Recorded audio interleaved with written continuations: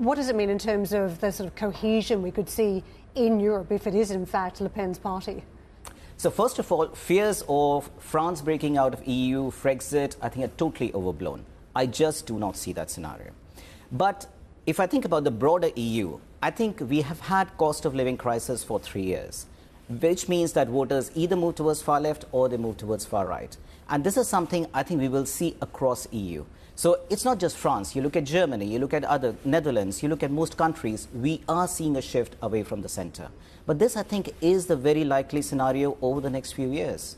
Parties and voters will move either towards far left or towards far right. I hate to, I guess by nature, I mean, if I'm putting my colours on, I presume I'm some form of centrist as well, but has the centre done an abysmal job of negotiating the last 20 years? Look, there's been some problems. Europe and Ukraine, COVID, there's been some big issues. But how well has the centre negotiated this? Because let's be brutally honest about it. We don't have a finished European Union project. There are so many things that people in our world, in the financial world, are disappointed about that have prevented Europe from being a powerhouse as well. There is immigration problems that has brought Maloney to power, amongst other things as well. There's relationships with our greatest neighbours and our greatest foes as well. Real problem.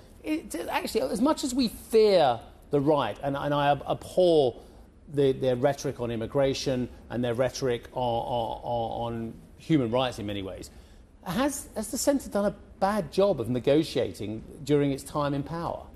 I mean, it's difficult to say they've done a bad job because Europe is under the biggest constraint. We've got a monetary union. What about Merkel? Would you say Merkel did a good job? I think as a leader, she did a fantastic job. On her energy policy? Sir. On her strategic relations with Russia policy? On how she handled Brexit? Now, there are lots of issues where we can argue that there were problems. But to say outright that she did a bad job, I wouldn't say. I respect her as a leader. There you go. I would.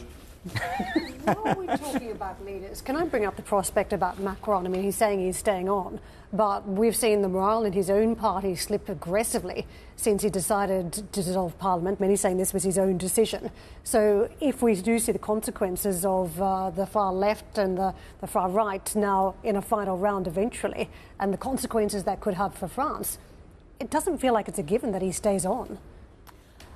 My base case scenario is he stays on till 27, which is the term.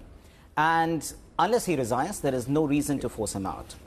And if that's the scenario, I think if you look at France, you've got Parliament, which could be very likely not from Macron's party, far left or far right, let's say far right. We've got President who's Macron, which means there is a political paralysis. It's very difficult to do some reform process. I think that's the real issue facing France right now. You start with deficit at 5.5%, debt at 110%, you're unable to do anything for the next 3 years, which means that deficits are just not coming down. To me, that's the biggest issue that France faces right now.